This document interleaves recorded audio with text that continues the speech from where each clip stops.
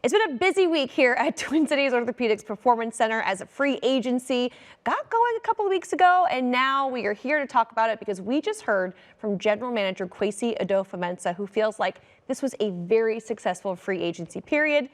We're bringing back the beat writers roundtable. I've got the Pioneer Press's Dane Mizutani, Purple Insiders Matthew Coller, and the Star Tribune's Andrew Krammer. And guys, I want to dive right on in and start talking about some of the moves that were made. So this can be a re-signing or a new player. But Dane, I'll start with you with the standout offensive move of this free agency.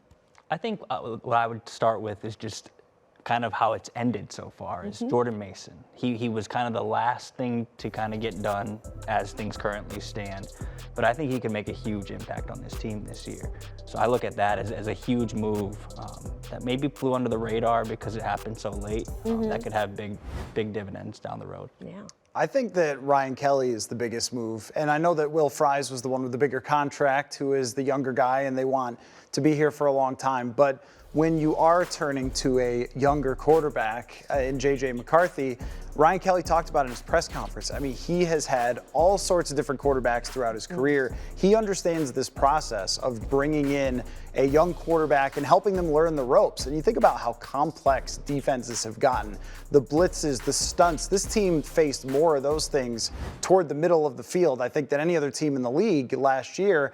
And JJ McCarthy is supposed to pick all that apart by himself with no experience. I think it's great to have someone like Ryan Kelly, and even just spending, 15 minutes listening to him talk, you can see his experience, his leadership capabilities, and how good of a communicator he is. And I think that that is absolutely vital to building an offensive line in front of McCarthy. He has a booming voice, too. I feel like he's going to be very well heard when he's at the line, when the crowd is super loud. What about you, Andrew? Yeah, I actually agreed with Dane. I ended up picking Jordan Mason as well, just because while the offensive line does get all of the headlines, those were the big moves, the two big additions with Fries and Kelly. This is not a team that has invested a ton at running back. And for them to sign Aaron Jones to a 2-year deal and then go and do the same thing with Jordan Mason, they're not waiting until midseason to scramble and get Cam Akers once again. They're trying to be proactive with this. They're trying to solve what was one of the worst run games in football in terms of punching it in. Only the Jets have had fewer touchdowns rushing than the Vikings in the last 2 years. They're trying to change that. They're trying to be a balanced offense. We heard Kwesi talk about how we want to be a team that if we have to run the ball 40 times, we're going to do it to win a game. And I think this team wasn't really built to do that before, with kind of the piecing together of the assets in the run game. And so Jordan Mason's a guy that we saw in San Francisco. He can go through contact. He can punch it in from the goal line. He has a lot of a good track record in terms of yards after contact. That's something this team needed. And for them to be proactive about that, even ahead of a good draft class for running backs, shows that they're serious about changing these things and not just talking about it in ways that we've seen before. Well, I think a big part of it, too, is just the overall identity and what Jordan Mason brings. We saw it against this team last year. This is a violent dude. And even when we talked about it, he's like, I want the ball and I want to run over people. And you're like, all right, welcome, sir. This is what they need. But also Will Fries. And I wouldn't advise people have their children do push-ups with chains on their backs in 4th grade, but he did bring that up. And I think when you watch Will Fries play, you see that he plays with a certain type of attitude where it is like more of an impose your will with Jordan Mason, with Will Fries, with Ryan Kelly. And I think that this team needed that a little bit more on the offensive side. Yeah, they checked off some boxes on the offensive side of things. Also on the defensive side of things, Andrew, I'll actually start with you. On the defensive side, who is your standout this free agency? Yeah, I think it's keeping Byron Murphy. And when you looked at this cornerback class, you looked at the free agents, there were a lot of great options for them. But this is a team that likes to, if they're going to pay people, they want to draft and develop first and foremost. But if they're going to add a free agent or pay a free agent contract, it's probably going to go toward one of their guys who are entering free agency. And Byron's been awesome here. Everything we've seen from him behind the scenes, on the field, obviously, he's incredible. And coming off of that great year, they needed to pay up for him. And for them to actually meet that level of contract he was demanding showed how serious they were at a position that we know they need help at. They need to build around Byron as well. He's not going to be the only addition that they're going to be making to that group. But to pay him up front, show that kind of investment in him and that kind of faith in him to keep doing what he's been doing, I'm guessing Brian Flores was probably one of the happiest people in the building to see him stick around. I also picked Byron Murphy. Spoiler alert, I knew you had the same one. Well, and there's also a part of me that if Brian Flores wants a player here, it's probably going to be a good move. I mean, you look at the track record that they've had in bringing players in or retaining players with Brian Flores. And I think that when we look at cornerbacks, we often go back to like an Xavier Rhodes, where it's like, this guy isn't the lockdown, put him one-on-one on an island. But football has changed a lot over the last couple of years with the amount of motions and different formations and bunches and things that defenses are playing a lot more zone coverage. And I think what you need from a Byron Murphy is his understanding of the defense is so deep now. He is fluent in this Brian Flores defense, and that experience here, I think, matters a lot. And of course, let's not forget, he also picked off a lot of passes. He is a playmaker to go along with being so good at understanding this defense. Yeah, I think Byron Murphy, obviously an important signing, but what I looked at was the interior of the defensive line. So Jonathan Allen and Javon Hargrave. It's kind of cheating because I'm picking two players. They only get one. But you look at what this Vikings defense did last year, and the way they got off after the passer, it was all mostly generated through Jonathan Grenard being a freak, Andrew Van Ginkel being a beast and taking the next step. But it all had to be blitzes. It had to be Brian Flores sending these exotic fronts and confusing the quarterback. They don't really have a guy, or they didn't until this offseason, that could just line up across from the other guy and beat him one-on-one. I think Harrison Phillips is a great player, but that's not his strength. I think Jonathan Allen and Javon Hargrave, and they're coming off injuries, both of them, if they can get back to the level that they once were at, or even a fraction of that, it could make a huge difference for this team. I'll throw out one kind of underrated sign. Let's do it. I think Eric Wilson and bringing him back could be a big deal for this team. We saw last year they have very violent linebackers in Blake Cashman and Ivan Pace Jr., and sometimes that results in them having to miss games. And last year they had to shuffle things around a lot to have Josh Metellus play more of a linebacker role. Kamu Grugier-Hill, I don't know, was the best fit outside of a few splash plays. To bring somebody in who last year played over 500 snaps, has been really good as a blitzer at times, and we have seen him here in this fill-in role have a lot of success. That could be one where if someone's out, he comes in, but also we know that Brian Flores loves to rotate players in. That could be another option for them as a blitzer or just, kind of a joker type player that he uses. I think we should also add, too, we clearly like a lot of what the Vikings have done defensively, but keeping Brian Flores for another year. The NFL's loss, I think, is the Vikings' gain in terms of not wanting to hire him yet for a head coaching job. He interviews for 3 positions, doesn't get any of them, and that's obviously going to be a boon for the Vikings because what he's done here has been incredible. And the more that they build the roster with him, I just think it's going to get better and better. So we've gone over a bunch of different moves, and obviously there's still more out there that we didn't even really get to touch on yet. However, is there anything left remaining that you think the Vikings need to address in free agency before we hit draft time, Dane? I think there are certain things that they need to address, but I think it's pretty clear they're not going to address them until draft time because you look at the comp pick formula, they have 2 pretty good comp picks right now. Nobody really knows the formula, so a lot of people talk about this formula like, well, if they bring this guy in, it'll guarantee they lose it. But the projections show right now they have 2 pretty good comp picks. If they sign anyone else, that could affect that. So I think they need to shore up the offensive line still, or from a depth perspective. Obviously, a quarterback. It sounds like they're rolling with JJ McCarthy. They have to find someone to back him up. Brett Rippon gets talked about a lot, but I think they want a veteran. But I don't think these things are going to happen until after the draft when the comp formula goes out the window.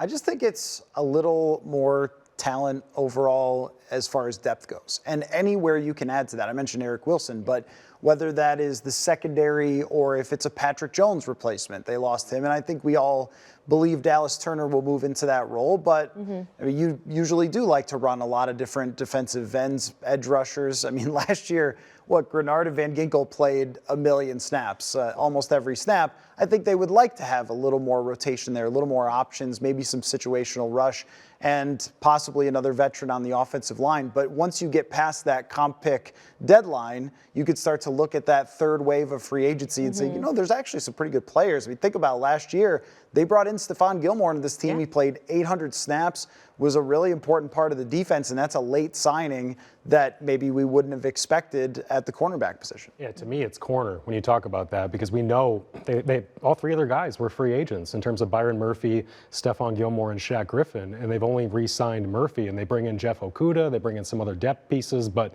it's Mekhi Blackmon they're expecting to take another leap from. And it's guys like Najee Thompson and Dwight McGlothern who are on the roster, but they lack that proven commodities that they had last year. And so I think if you're going to add anybody come May, June, into this summer, it might be another Stephon Gilmore type signing. Not to say that they bring him back for a 14th season like Harrison, but I do think that they could add a veteran to that group, another veteran to shore it up. Because we know Brian Flores, he's very smart with what he does, obviously, but rookies have a hard time getting on the field for him for good reason. Yeah, there have been a few exceptions. You know, we've got the Ivan Paces, who we really haven't even mentioned of the world, that have happened. Now, in Kwesi's press conference, he talked about building the foundation around a young quarterback. That was really at the top of their list when they were looking at this free agency period. I'll start with you, Matt. What did you think of what Kwesi said about that, and how do you foresee JJ's future going here in Minnesota? I mean, I think from the moment Kwesi Adofo-Mensah arrived here, the long-term plan, knowing at the time Kirk Cousins' contract situation, his age, was to eventually draft a quarterback, use that rookie quarterback contract to stack as much talent around that player as you possibly can.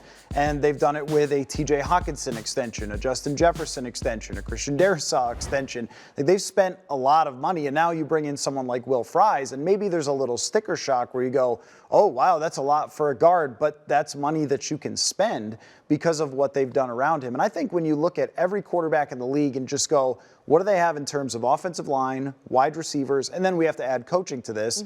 Coach of the year, what Kevin O'Connell did with Sam Darnold last year cannot be questioned. So I think that what JJ McCarthy is coming into is as good of a situation as any player who has started his career. I think of Jalen Hurts in Philadelphia when he took over. Maybe Brock Purdy is an example when he started with the San Francisco 49ers. That's the goal, to create it. And just in general, I was looking up some stats the other day. Justin Jefferson, when he's targeted by any Vikings quarterback in his career, it's 110 quarterback rating. So basically, Jefferson turns every quarterback into an MVP. That's a great place to start just in itself. I love that. It is, and I think Brock Purdy's kind of the name that came to my mind in thinking of who walked into this good of a situation that young. And JJ McCarthy being a different player than Brock, obviously, but he's somebody who can walk in and manage this. He doesn't need to be somebody who needs to come in and win games on your own. You look at what Drake May's doing in New England, it's a wholly different situation. They're trying to build that plane as it flies. With JJ, walk in and pilot this thing. It's set to go. And if you can do just enough, I really think they're set up to succeed with him. And regardless of who comes in, a veteran quarterback, most likely somebody to help tutor him and bring him along, there's not going to be anybody threatening him, it would seem, right now. And so I think he's set up both physically and mentally, from all we hear, to take off on that runway that they talk about. Wow, can we just, like, the whole plane analogy, then the runway at the end? I mean, come on, that was beautiful. Bravo. Tell you're a writer. Dane, what about you? What do you think? Yeah, I mean, I think the situation obviously matters. The situation couldn't be better for a young quarterback to succeed. But I think the person stepping into that situation matters most of all. And everything we've seen about JJ McCarthy so far in his career, albeit not a lot because of that torn meniscus, but you look at who he was and when he came in at draft time, there were some question marks. He came in for rookie minicamp, a little shaky. He came back for training camp, looked way better than he did in rookie minicamp. After a really solid training camp, progresses into a preseason and knocks everybody's socks off with how good he was.